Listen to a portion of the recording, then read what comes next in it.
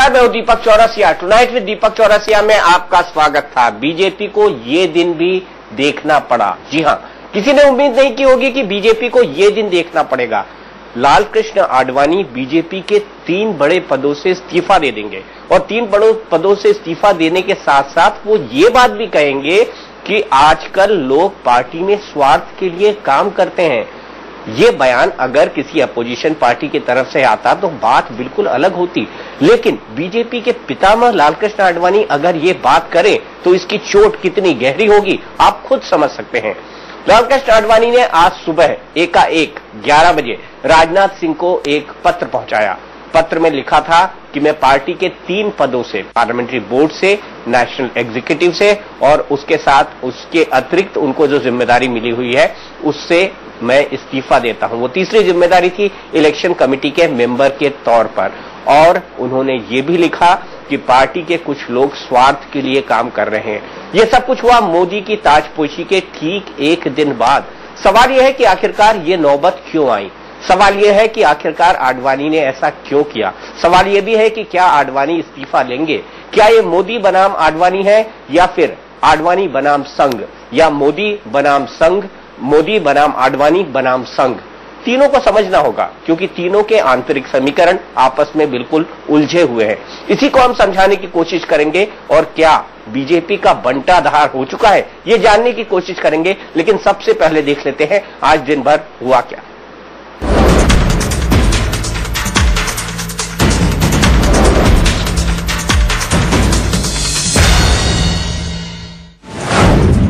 आडवाणी के ब्रह्मास्त्र से हिली बीजेपी।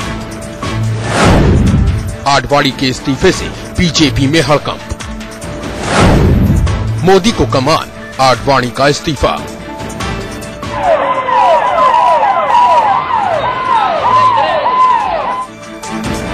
आडवाणी की 14 लाइन की चिट्ठी ने एकाएक बीजेपी के अंदर खलबली मचा दी। नाराज आडवाणी को मनाने बीजेपी के दिग्गज उनके घर पहुंचे। राजनाथ सिंह, सुषमा स्वराज, अनंत कुमार, वेंकैया नायडू की कारें 30 पृथ्वीराज रोड पर दौड़ने लगी। मुझे थोड़ा हैरानी हुई कि उन्होंने बिना हमको विश्वास में लिए ये बात कर दी। मैंने कहा मैं आ रही हूँ, 4:45 नहीं, मैं अभी आ रही हूँ। मुझे लगता है हम मना रही, मैं विश्वस्त हूँ कि हम मना रहे। अंदर से खबर आई कि आडवाणी अपने फैसले पर अटल हैं, नहीं मानेंगे। शाम होते होते ये भी खबर आई कि खुद मोदी ने आडवाणी को फोन किया। खबर है कि आडवाणी ने मोदी से बात करने तक से इनकार कर दिया। बीजेपी नेता एक साथ 2 जगह इकट्ठा हो रहे थे। कुछ आडवाणी को मनाने में जुटे रहे, कुछ ने राजनाथ के घर पर बैठक की। राजनाथ के घर पर मोदी के कट्टर समर्थक अमित शाह पहुंचे। उसके बाद अरुण जेटली और वेंकैया नायडू पहुंचे। अंदर की खबर है कि आडवाणी इस्तीफा वापस नहीं लेने पर अड़े हैं और मोदी खेमा किसी भी कीमत पर आडवाणी के साथ समझौता करने को तैयार नहीं है। अब राजनाथ क्या करते? सीधे सीधे संघ प्रमुख मोहन भागवत से फोन पर बात की। भागवत ने साफ साफ कह दिया कि आडवाणी माने तो ठीक, नहीं तो आगे बढ़ो। एमजी वैद ने कहा कितनों ने पार्टी छोड़ी फिर लौटकर घर में आए।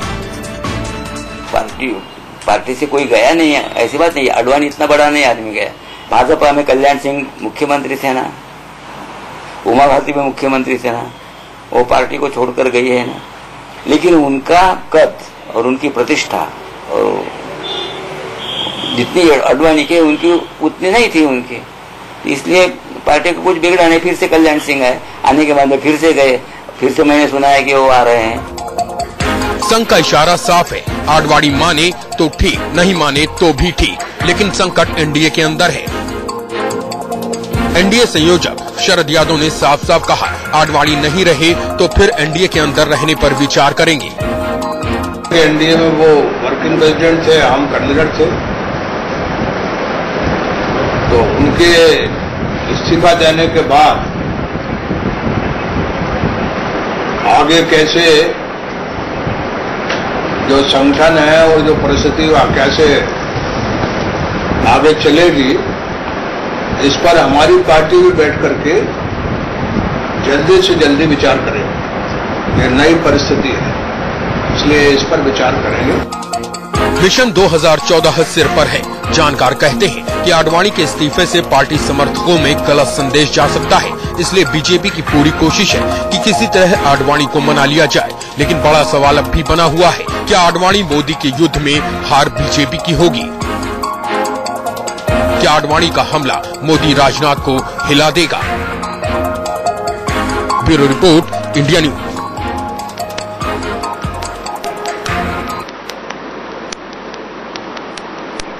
तो लगातार खबरें आ रही हैं और खबरें क्या क्या आ रही हैं। खबर सबसे बड़ी है राजनाथ सिंह के घर से, जहां पर पार्लियामेंट्री बोर्ड की बैठक चल रही है और माना यह जा रहा है कि पार्लियामेंट्री बोर्ड आडवाणी को कहेगा कि वो अपने इस्तीफे पर पुनर्विचार करे। ये संदेश लेकर पार्लियामेंट्री बोर्ड के 2 सदस्य या खुद राजनाथ सिंह आडवाणी के घर जा सकते हैं। दूसरी बड़ी खबर, मोहन भागवत ने क्या संदेशा पहुंचाया है राजनाथ सिंह तक।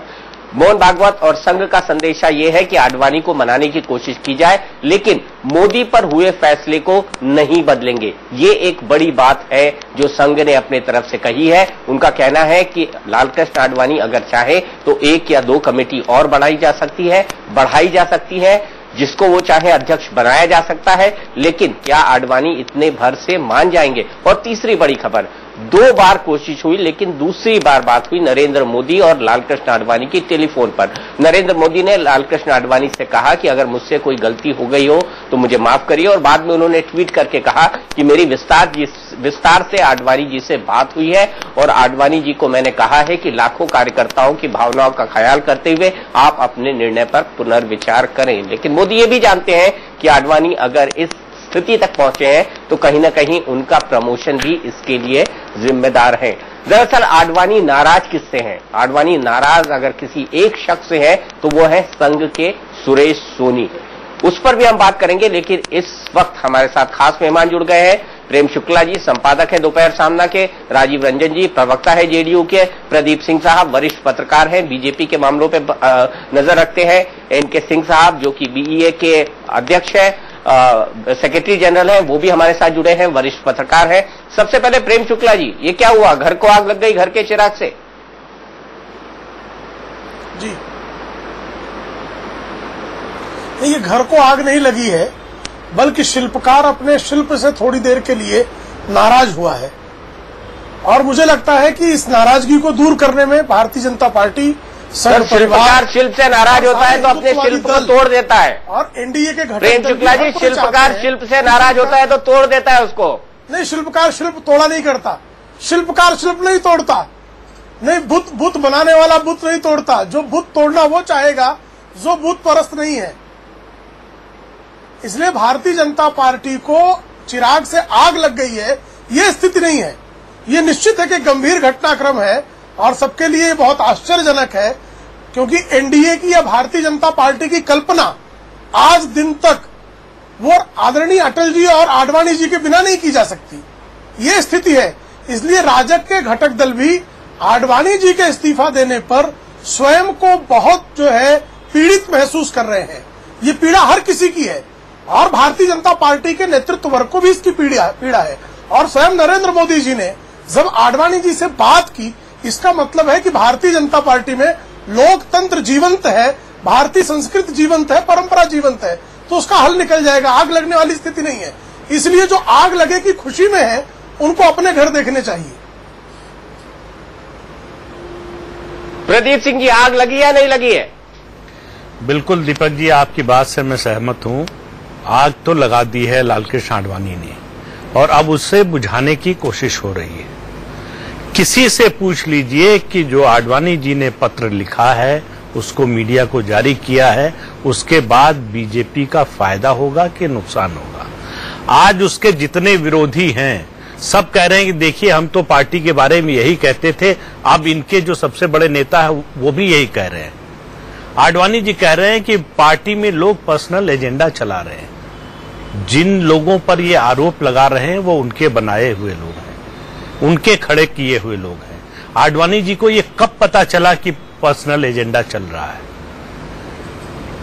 1950-51 में जब से जनसंघ बनी तब से आडवाणी जी जनसंघ और भाजपा के सदस्य हैं, वरिष्ठतम नेताओं में हैं।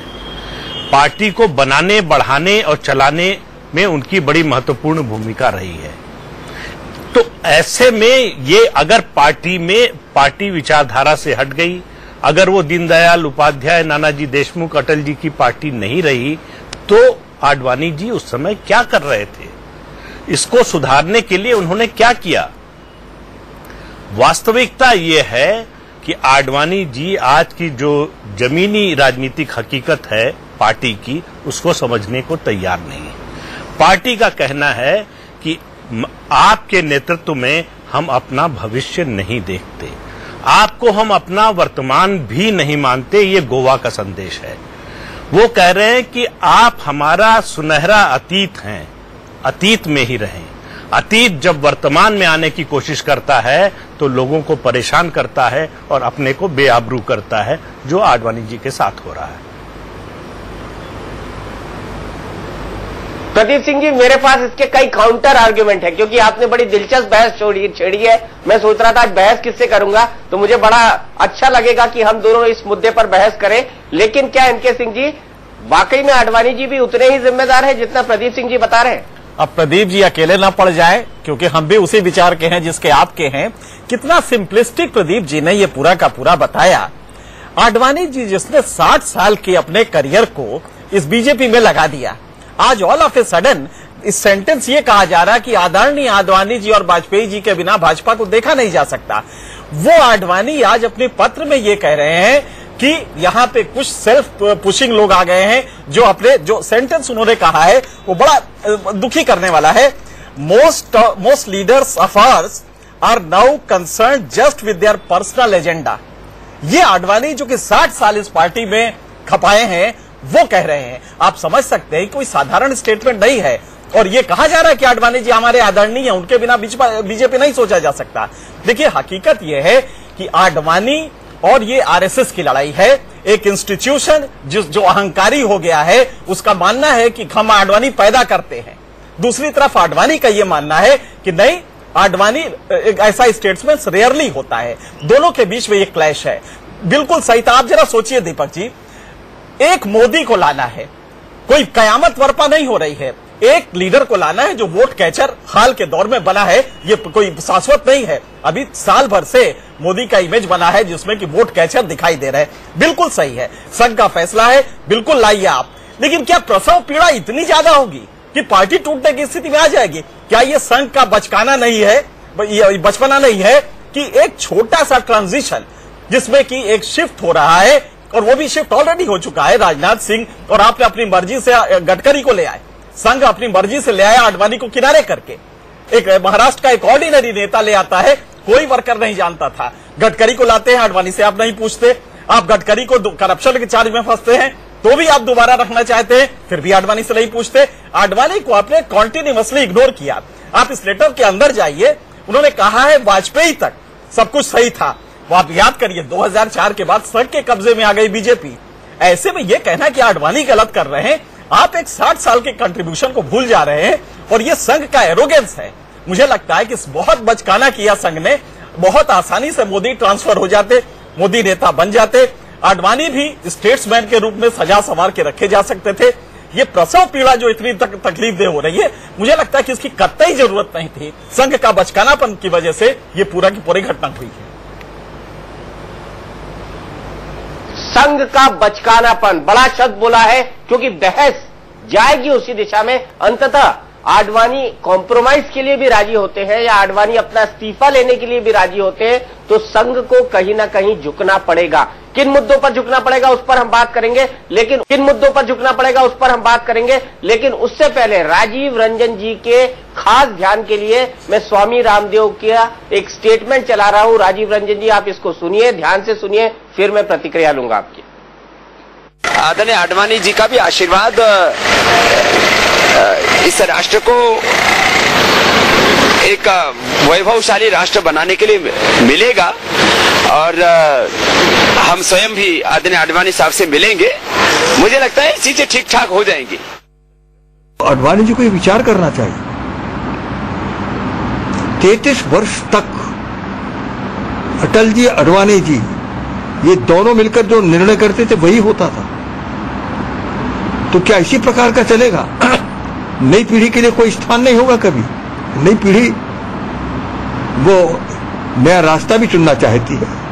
हो सकता है कि जो पुराने रास्ते चल रहे थे उस पुराने रास्ते से भाजपा पीछे जा रही थी। नया रास्ता चुनने की बात नई पीढ़ी चाहती है।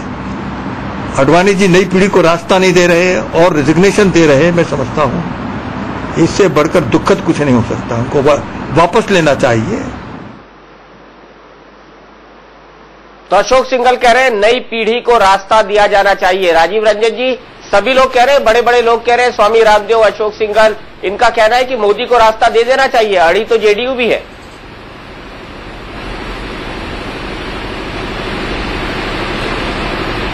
देखिए, भारतीय जनता पार्टी सांगठनिक कोई निर्णय करती है, ये पूरी तरह से उनका विषय है। हमने कई अवसरों पर आपके पहले डिबेट में कहा है, हमारा सरोकार राष्ट्रीय जनतांत्रिक गठबंधन के नेतृत्व के स्तर पर किए जाने वाले फैसलों से है, राष्ट्रीय जनतांत्रिक गठबंधन के कार्यक्रम और उनकी दिशा से है।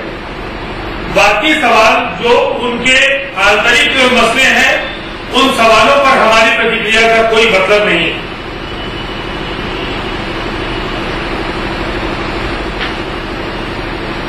तो उन सवालों पर प्रतिक्रिया का कोई मतलब नहीं। मैं आडवाणी के मसले पर आऊंगा, क्योंकि अब जनता दल यूनाइटेड बात कर रहा है कि आडवाणी के बिना किसी एनडीए की कल्पना नहीं की जा सकती। लेकिन प्रदीप सिंह जी, मेरा पहला आर्गुमेंट, अगर बीजेपी में व्यक्ति स्वार्थी हो गया है, व्यक्तिवादी एजेंडे काम कर रहे हैं, ऐसा आडवाणी जी का कहना है, और आपका कहना है आडवाणी जी भी खुद उसके लिए जिम्मेदार हैं, तो संघ अपनी जिम्मेदारी से क्यों बच रहा है? देखिए दीपक जी, मेरा मानना है कि ये जो फैसला हुआ है गोवा में, ये एक रुका हुआ फैसला था। आप याद कीजिए, जब पाकिस्तान से आडवाणी जी लौटे थे जिन्ना प्रकरण के बाद, और उससे पहले की एक घटना है जब मोहन भागवत सरसंघ चालक बने, तो उन्होंने संघ और उसके जितने अनुषांगिक संगठन थे उसमें तय किया कि हम पीढ़ी परिवर्तन करेंगे। एक उम्र सीमा तय की कि इससे ऊपर का पदाधिकारी इस पद पर नहीं रहेगा, और 2 साल में उन्होंने बदलाव कर दिया। उन्होंने बीजेपी में आडवाणी जी और अटल जी से कहा कि आप अपने यहां भी ये कीजिए, नई पीढ़ी को मौका दीजिए, जो अभी अशोक सिंघल जी कह रहे थे। आडवाणी जी पाकिस्तान गए, पार्टी के अध्यक्ष थे, पार्टी को पता नहीं, और पार्टी की लाइन पूरी वैचारिक लाइन, पूरी विचारधारा बदल गई, पार्टी को पता नहीं। अगर वो ये बदलाव चाहते थे पार्टी में, तो उनको चाहिए था कि वहां जाने से पहले पार्टी के लोगों को बुलाकर बात करते, वहां चर्चा करते, पार्टी एक निष्कर्ष पर पहुंचती, आडवाणी जी वहां बोलते, यहां से पार्टी रिएक्ट करती, वो स्थिति दूसरी होती। पार्टी के लिए एकदम से बम के धमाके की तरह वो खबर आई जब आडवाणी जी वहां बोले। तब से आरएसएस ने उनको डिसोन कर दिया। उनका मानना है कि वह वैचारिक रूप से विचलित हो गए। उनका विचलन, ये जो वैचारिक था, उसको संघ ने स्वीकार नहीं किया। मेरा मानना है कि अटल जी के बाद संघ के कब्जे में चली गई बीजेपी, संघ के कब्जे से कभी बीजेपी बाहर नहीं थी। जब वो जनसंघ थी तब भी नहीं, और आज भी नहीं, और अटल जी थे तब भी नहीं। संघ के कब्जे से बीजेपी कभी बाहर हो नहीं सकती। अगर हो पाती तो कब का हो गई होती। आडवाणी जी ने कर लिया होता 2005 में। लेकिन अब उसके बाद से आप देखिए, 2009 के चुनाव में पार्टी ने एक तरह से मजबूरी में उनको प्रोजेक्ट किया प्रधानमंत्री के उम्मीदवार के रूप में। 1991 के बाद से पहली बार बीजेपी को सबसे कम सीटें और सबसे कम वोट मिले। उसका एक सीधा सा मतलब है संसदीय जनतंत्र में कि आडवाणी जी के नेतृत्व को लोगों ने, मतदाता ने स्वीकार नहीं किया। चुनाव का नतीजा आने के बाद आडवाणी जी ने घोषणा की कि मैं अब आगे चुनाव नहीं लड़ूंगा और लोकसभा में प्रतिपक्ष का नेता नहीं बनूंगा। सबने स्वागत किया, ये मान लिया सबने कि अब एक नेतृत्व का, पीढ़ी का परिवर्तन होगा। लेकिन कुछ ही दिन में आडवाणी जी का इरादा बदल गया। अब वो बने रहना चाहते थे। वो अभिभावक बनने की बजाय प्रतिद्वंदी बन गए। वो अपने से आगे की पीढ़ी जिनको उन्होंने खड़ा किया, उनके प्रतिद्वंदी बनकर खड़े हो गए। अगर आडवाणी जी कहते कि नरेंद्र मोदी से बेहतर प्रधानमंत्री के उम्मीदवार सुषमा स्वराज हैं, शिवराज सिंह चौहान हैं, रमन सिंह हैं, अरुण जेटली हैं, राजनाथ सिंह हैं, तो उनकी बात में ज्यादा वजन होता, उनको ज्यादा सुनने वाले होते, उनकी बात पर पार्टी को विचार करना पड़ता। लेकिन वो कह रहे हैं कि सबसे अच्छा उम्मीदवार मैं हूं और मैं नहीं तो कोई नहीं। उन्होंने ये चिट्ठी लिखकर पार्टी को जितना बड़ा नुकसान पहुंचाया है चुनाव से 10-11 महीने पहले, उससे ज्यादा नुकसान वो पार्टी का कर नहीं सकते थे। लेकिन प्रदीप जी, उन्होंने ये कहीं नहीं लिखा कि मैं नहीं तो कोई नहीं, ये कहीं नहीं लिखा उन्होंने अपने पत्र में। बिल्कुल ठीक कह रहे हैं, कहीं नहीं लिखा है, लेकिन उसका मतलब ही यही है। आप बताइए कि उनको पार्टी में कुछ लोग अपना पर्सनल एजेंडा चला रहे हैं, देश और देशवासियों के बारे में नहीं सोच रहे हैं। ये इसका इल्हाम उनको नरेंद्र मोदी के कैंपेन कमेटी का चेयरमैन बनने के 24 घंटे के अंदर कैसे हो गया? इससे पहले क्या इस बात को उन्होंने पार्टी के किसी मंच पर इस पॉइंट पर भी आऊंगा, मैं इस पॉइंट पर भी आऊंगा, लेकिन प्रेम शुक्ला जी के पास चलूंगा, जिनका एनडीए गठबंधन ने 2009 का चुनाव लड़ा था। प्रेम शुक्ला जी, यहां सबसे बड़ा सवाल, क्या 2009 के बाद ये मान लिया जाए कि आडवाणी देश की जनता में रिजेक्ट हो चुके थे टोटल?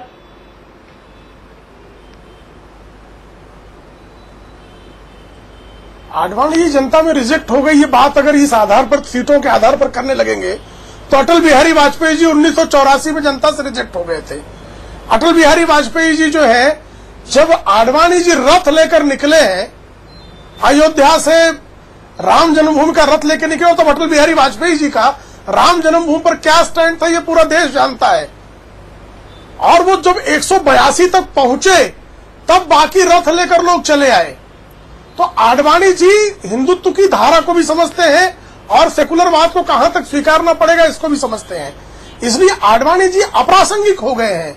ये सोच ही हिंदुत्व की प्रसव पीड़ा के दरमियान की सबसे पीड़ादायक सोच है कि जब अपने अभिभावकों को अपना प्रतिद्वंदी मान ले, अभिभावकों को यदि हम संतुष्ट कर देंगे तो अभिभावक को जिन अटल बिहारी वाजपेयी जी को अपना प्रधानमंत्री घोषित करने में पल भर का भी विलंब आडवाणी जी को नहीं लगा, उनको इस आधार पर सत्ता लोलुप कह दिया जाना कि उन्होंने जो है पार्टी को एक पत्र लिख दिया है और किसी का नाम बिना बताए इंगित किया है कुछ दोष हमारे भीतर आ गए हैं।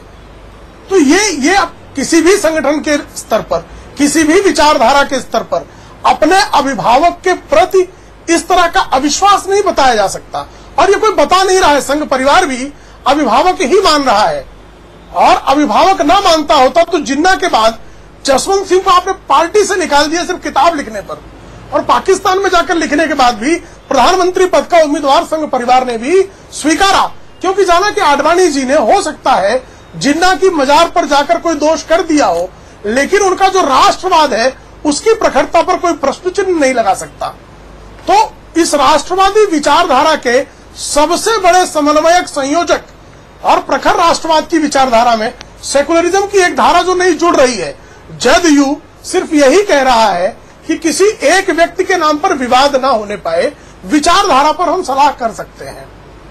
शिवसेना यही बात कह रही है कि हमको एक ऐसा व्यक्ति चाहिए जो भारतीय जनता पार्टी की भी सीटें बढ़ाए, राष्ट्रीय जनतांत्रिक गठबंधन की भी सीटें बढ़ाए, हमारा मार्गदर्शन करे और सत्ता में लाने के लिए मार्ग सुकर करे। तो आडवाणी जी उसमें कोई बाधा हो सकते हैं, ये सोच ही विघातक है। नहीं, लेकिन प्रदीप सिंह जी, यहां बड़ा सवाल है, क्या आप अभिभावक को प्रतिद्वंदी की तरह देखने लगेंगे, या उन बच्चों को जिनको उनके अभिभावक ने बड़ा किया है वो अपने अभिभावक को ही प्रतिद्वंदी मानने लगेंगे? क्या वो उनकी भावनाओं का ख्याल नहीं करेंगे? क्या वो ये देखने की कोशिश नहीं करेंगे कि अगर जनरेशनल चेंज होना है, या घर में बेटे और बाप का, एक टीनेजर बेटे और उसके पिता का झगड़ा होता है तो हम बात करते हैं जनरेशन गैप की, क्या उसका ख्याल नहीं रखा जाएगा? क्योंकि यहां तो हम तमाम मेच्योर्ड लोगों की बात कर रहे हैं, यहां हम पीएम, सीएम, डीएम टाइप के लोगों की बात कर रहे हैं। आडवाणी जी और नरेंद्र मोदी का स्तर तो कम से कम ऐसा है ही। दीपक जी, अगर 2005 में आडवाणी जी पार्टी से नहीं निकाले गए तो उसकी वजह सिर्फ यही थी, यही भावना, अभिभावक की भावना। लोग उनकी ओर अभिभावक की ही नजर से देखते थे। और 2009 में जो उनको प्रोजेक्ट किया गया, इसलिए नहीं कि संघ ने मान लिया कि वो थोड़ी देर के लिए भटक गए थे और फिर वापस आ गए हैं, और उनकी विचारधारा का जो विचलन है उसको जो है भूल जाना चाहिए। सबसे बड़ी वजह ये थी कि जिस दूसरी पीढ़ी को नेतृत्व सौंपा जाना था। प्रदीप जी, मैं इस बहस पर आऊंगा। एक जरूरी खबर आ रही है, माफ कीजिएगा, रोकूंगा आपको 1 मिनट। एक जरूरी खबर आ रही है राजनाथ सिंह जी के घर से, वो पहले ले लेते हैं, फिर हम इस बहस को जारी रखेंगे। राकेश कुमार सिंह हमारे सहयोगी वहां पर मौजूद है। राकेश, क्या हुआ बैठक में? देखिए, अभी बैठक चल रही है दीपक जी, और इसमें साफ तौर पर जो अंदर खाने से खबरें आ रही हैं उसके साफ है कि आडवाणी जी के इस्तीफे को लेकर ये एक प्रस्ताव का प्रारूप तैयार हो रहा है, और जिसमें उनसे इस्तीफा वापस लेने की बात कही जाएगी। लेकिन सबसे बड़ा सवाल ये है दीपक जी कि जो आडवाणी ने सवाल उठाए हैं, कई सवाल उठाए हैं, उसको लेकर पार्टी का रुख क्या होगा, ये सबसे महत्वपूर्ण बात है। ये सबसे महत्वपूर्ण बात है। तो क्या उसके लिए कुछ शब्द डिजाइन किए गए हैं, कोई कॉइन डिजाइन किया गया है? क्योंकि आडवाणी का सीधा और बड़ा आरोप पार्टी पर यह है कि लोग अब यहां पर व्यक्तिगत स्वार्थ और महत्वाकांक्षाओं के चलते काम करने लग गए हैं। पार्टी के पास इसका क्या जवाब होगा? देखिए दीपक जी, मीटिंग से बीच से ही निकले हैं अभी पार्टी अध्यक्ष राजनाथ सिंह और संगठन मंत्री रामलाल, दोनों के बीच अब से कुछ देर पहले करीब 3 से 4 मिनट बातचीत हुई है। अब उसमें क्या मोडालिटीज तैयार होता है, ये महत्वपूर्ण बात है, क्योंकि जिस तरह से खबरें आ रही हैं उसके मुताबिक प्रस्ताव जरूर पारित किया जाएगा और उनसे अनुरोध किया जाएगा कि इस्तीफे वापस लें। लेकिन जो सवाल खड़ा किए हैं लालकृष्ण आडवाणी ने, वैसी स्थिति पर क्या पार्टी आगे क्या रुख अख्तियार करती है, ये सबसे महत्वपूर्ण बात है। पार्टी आगे क्या रुख अख्तियार करती है। प्रदीप सिंह जी, आप बात कर रहे थे कि मोहन भागवत ने कहा कि जनरेशनल चेंज हो, और पाकिस्तान दौरे के पहले कहा था, लेकिन मोहन भागवत सरसंघ चालक 2009 में बने थे 21 मार्च को, जबकि आडवाणी जी जून 2005 में दौरे पर गए थे पाकिस्तान के। इसमें कॉन्ट्रडिक्शन नहीं है? नहीं, ठीक, आप ठीक कह रहे हैं।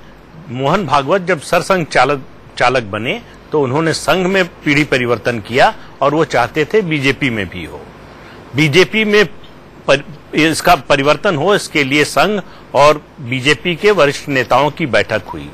उसके बाद ये तय हुआ था कि ये पीढ़ी का परिवर्तन होगा, जिसको आडवाणी जी लगातार रेजिस्ट करते रहे। हमको 4 साल में कोई बयान बताइए आडवाणी जी का जब उन्होंने कहा हो कि हम प्रधानमंत्री पद के दावेदार नहीं हैं। अगर जदयू के लोग बोलते हैं कि सबसे अच्छे उम्मीदवार वो हैं, अगर यशवंत सिन्हा बोलते हैं, उमा भारती बोलती हैं, सुषमा स्वराज बोलती हैं, तो इसका क्या, और उस पर कोई खंडन आडवाणी जी की ओर से नहीं आता है।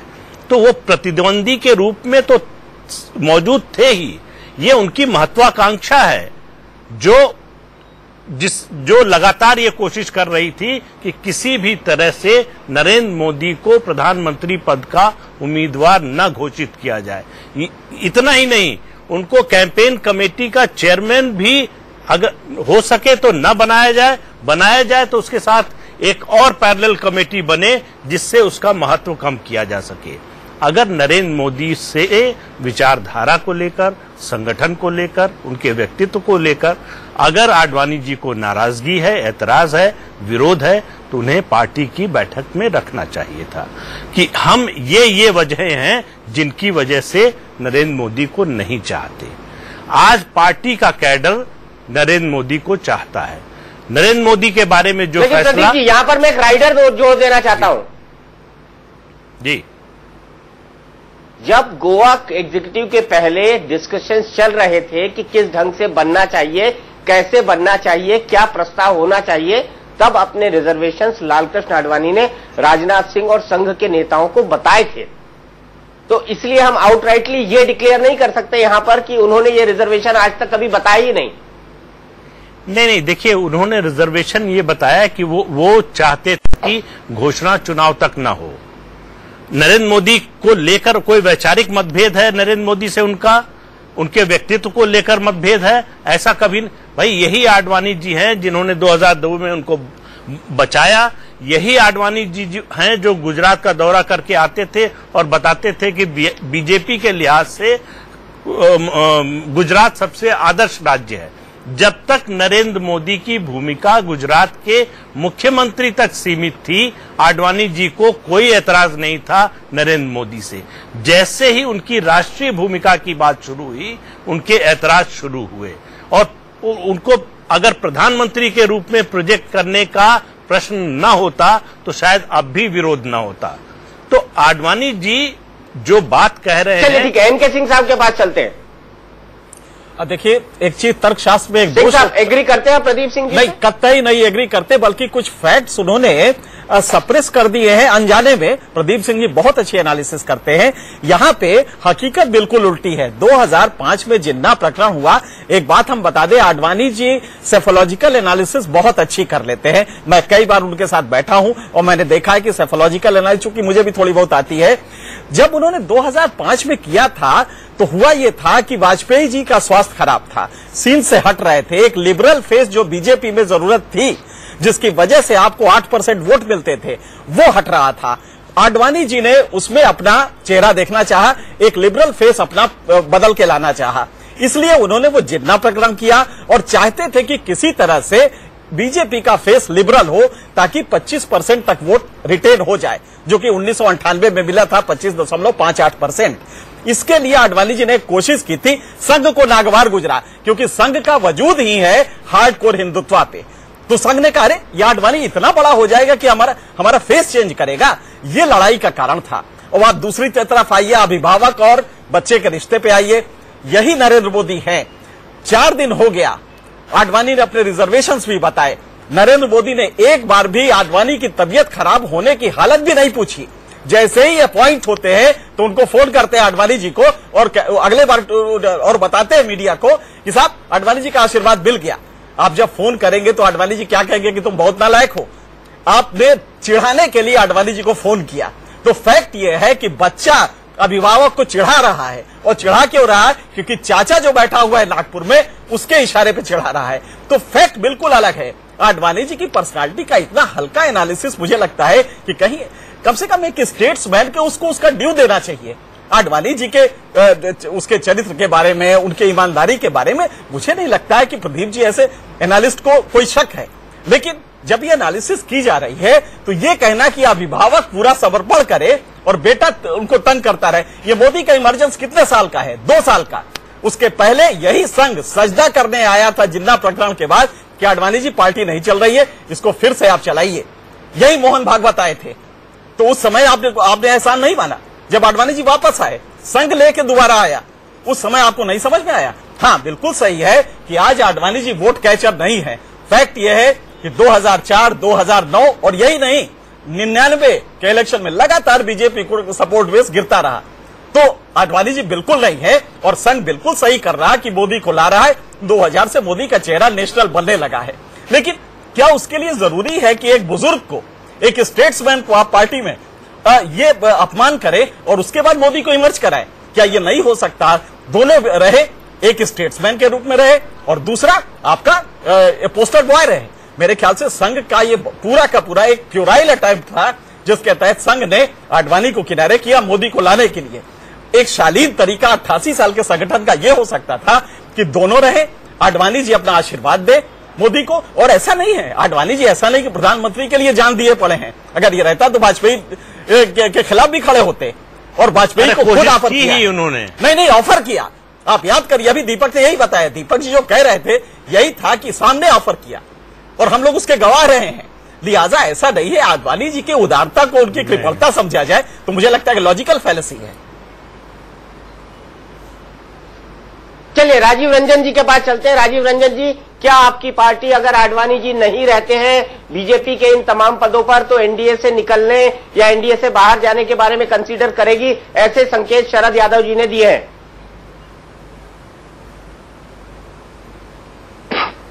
जब शरद यादव जी ने जो कुछ कहा है उसके बाद किसी प्रवक्ता की बात का कोई मतलब नहीं है। मैंने कहा, पहले भी आपको कहा कि उनके सांगठनिक पदों के इस्तीफे पर जदयू की तरफ से कोई प्रतिक्रिया नहीं है।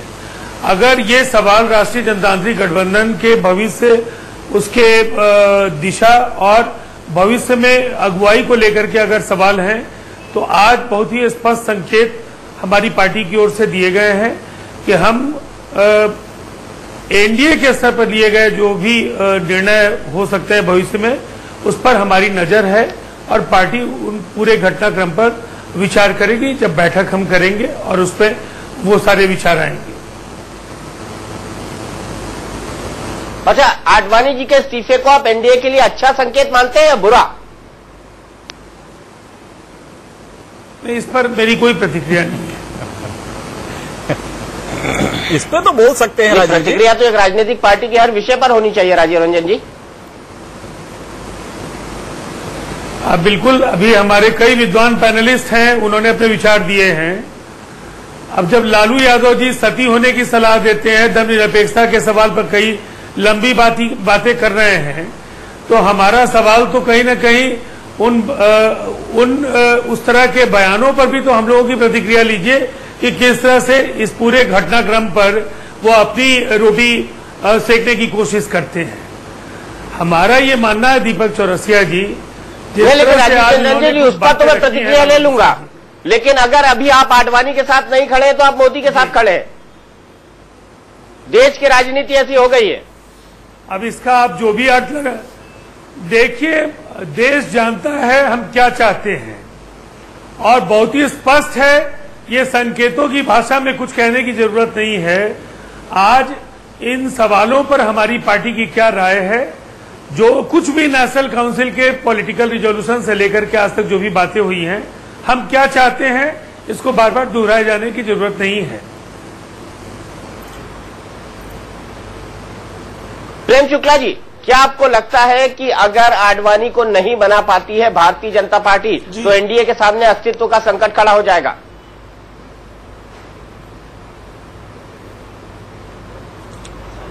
अब तक एनडीए का जो समन्वयन है, जो संकल्पना है, जो उसका वैचारिक स्वरूप है, जो जिन बिंदुओं पर समझौते हैं, उन सारे बिंदुओं के शिल्पकार तो आडवाणी जी और अटल जी ही रहे हैं। अब यदि आडवाणी जी नहीं है तो आडवाणी की जगह कौन है, ये आडवाणी जी ही और संघ परिवार और भारतीय जनता पार्टी ही स्पष्ट कर सकता है।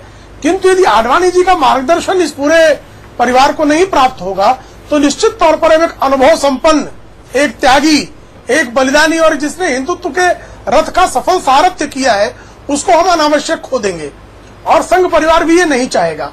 ये जो बात आदरणीय प्रदीप सिंह जी कह रहे थे, 2005 में कुछ सुदर्शन जी ने कहा था सरसंघ चालक रहते हुए कि अटल जी और आडवाणी जी को रिटायर हो जाना चाहिए था। उसके बाद सरसंघ चालक जी रिटायर हो गए, लेकिन उसका तत्काल जो है, चूंकि संघ परिवार के पास और भारतीय जनता पार्टी 4 साल लगाए थे उन्होंने, 20 वर्ष के रिटायर होने में 4 साल लगाए थे। इस कारण तत्काल इस कारण जो है, नहीं 2007 में ही राजनाथ सिंह जी इन्होंने कहा कि नहीं, भारतीय जनता पार्टी आडवाणी जी को ही प्रधानमंत्री बनाकर जो है वो चुनाव लड़ेगी। ये उन्होंने जब मई 2007 में कहा, से दिसंबर 2007 तक 5 महीनों तक संघ परिवार के बीच में, आडवाणी जी के बीच में, बाकी जो संघ परिवार के सदस्य हैं और जो निर्णायक नियंता हैं, उनके बीच में विमर्श हुआ और दिसंबर 2007 में आडवाणी जी को फिर प्रधानमंत्री पद का उम्मीदवार घोषित किया गया।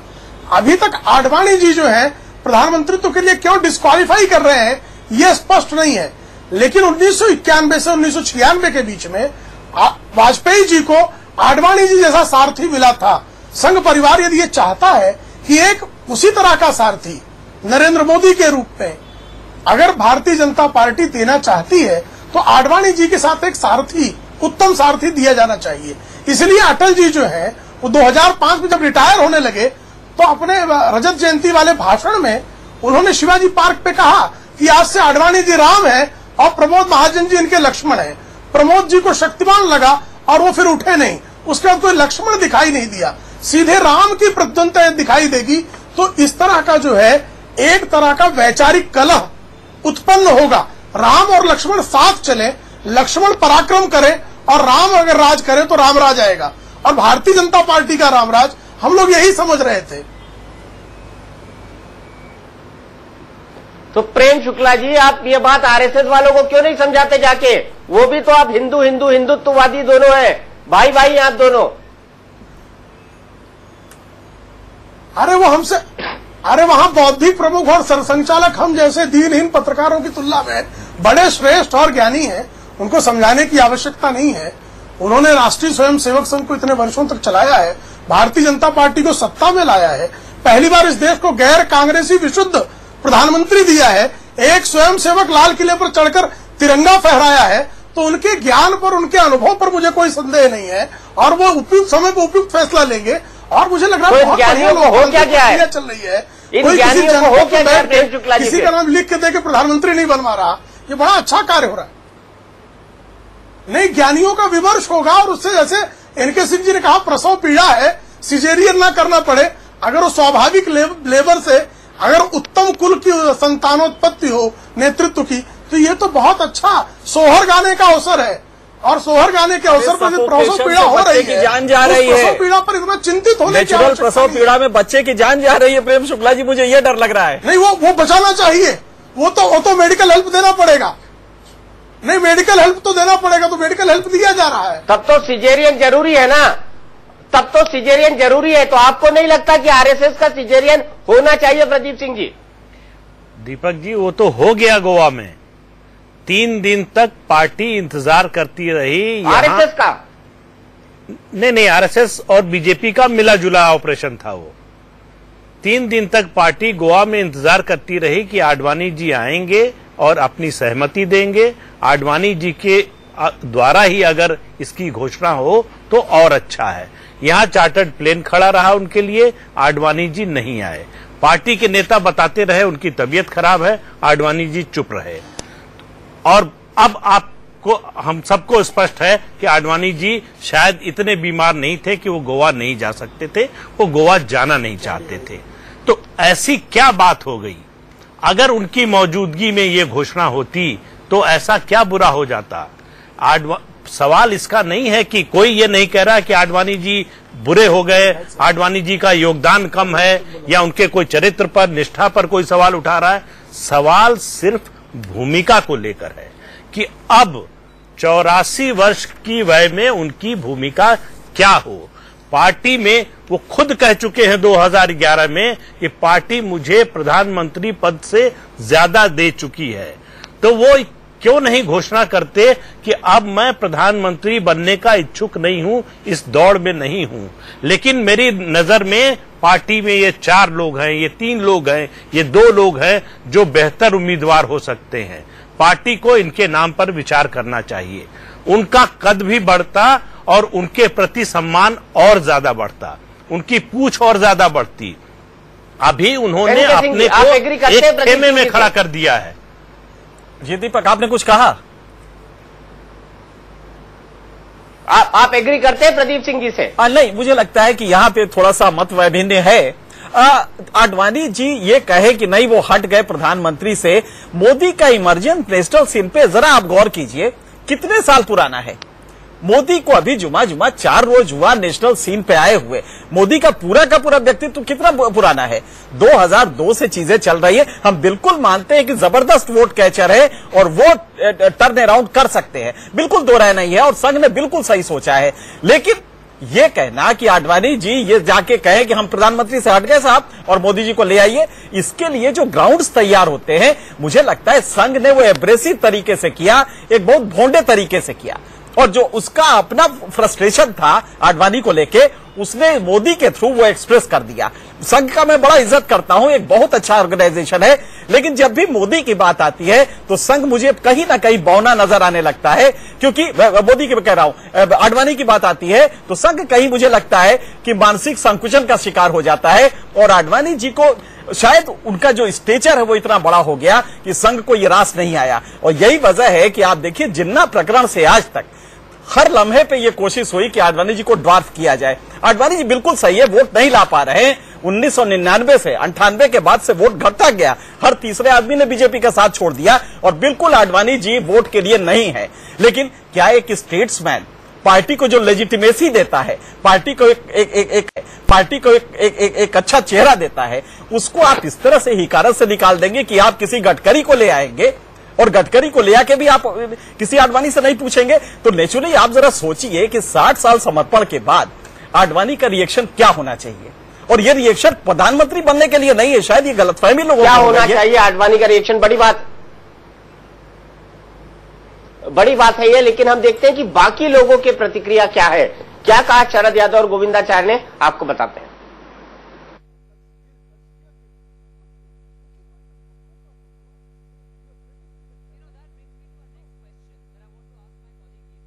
ये जो खबर है वो काफी हमारे मन को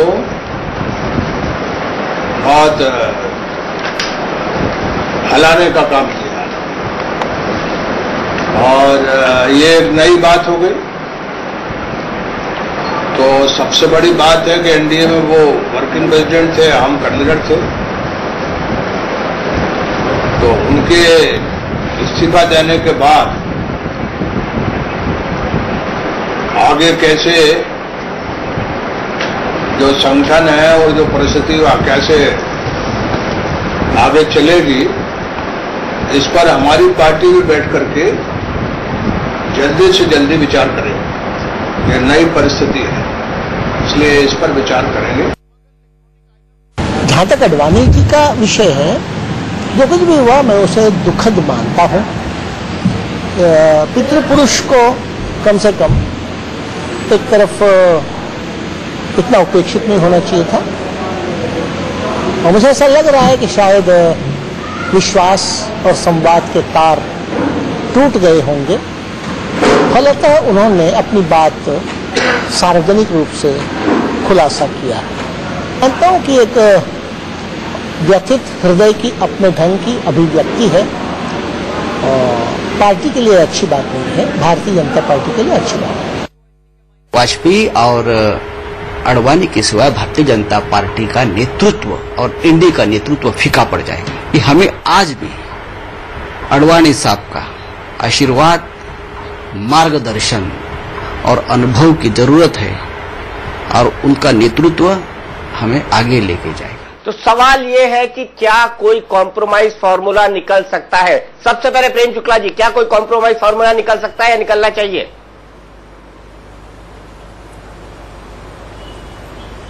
मुझे लगता है अभी कोई युद्ध छिड़ा नहीं है। एक बात हुई है, आडवाणी जी ने अपनी राय रखी है और आडवाणी जी को मनाने सारे लोग गए हैं।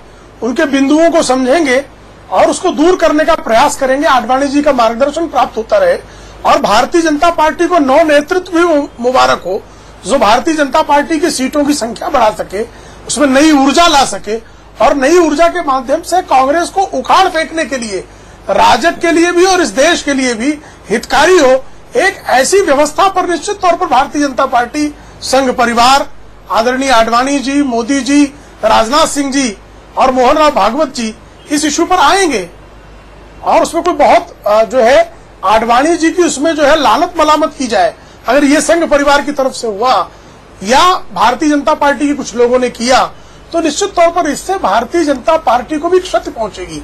क्योंकि आपका शीर्ष नेतृत्व 50 वर्षों तक जिसका सिजदा करते रहे हैं, अचानक अगर उस पर पत्थर फेंकने लगेंगे तो लोगों को आप पर भी शक होने लगेगा। बिल्कुल। प्रदीप सिंह जी, आखिरी कमेंट, क्या आडवाणी जी को मनाने की कोशिश होनी चाहिए या ये कहे क्या आडवाणी जी मान सकते हैं? देखिए, कोशिश तो जरूर होनी चाहिए, उसमें कोई बुराई नहीं है, अच्छी बात है, उनको मनाने की कोशिश होनी चाहिए। वो मान जाएं, फिर से पहले की तरह काम करने लगे, इसमें कोई दो राय नहीं है। लेकिन क्या वो मान जाएंगे, आप पूछ रहे हैं, तो सवाल यह है कि क्या आडवाणी जी कुछ कदम पीछे हटने को तैयार हैं, ये इस पर निर्भर करेगा।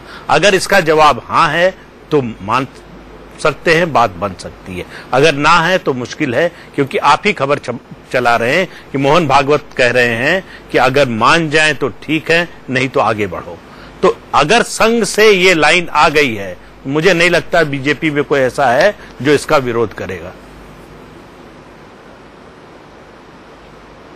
चलिए, आप तीनों मेहमानों का बहुत बहुत शुक्रिया हमारे साथ जुड़ने के लिए। तो आडवाणी का इस्तीफे के बाद उत्पन्न हुआ बीजेपी का ये ड्रामा लगातार जारी रहेगा और इंडिया न्यूज ही आपके पास पल पल की अपडेट लेके आएगा, हर एक खबर लेके आएगा। वो खबर जो आपसे सरोकार रखती है, वो खबर जो भरोसेमंद है, वो खबर जो सच के आईने पर, जो सच की कसौटी पर खरी उतरेगी। खबरों की दुनिया में सबसे भरोसेमंद नाम है इंडिया न्यूज। और फिलहाल रुकेंगे एक ब्रेक के लिए, लेकिन ब्रेक के बाद भी इंडिया न्यूज पर खबरों का सिलसिला लगातार जारी है।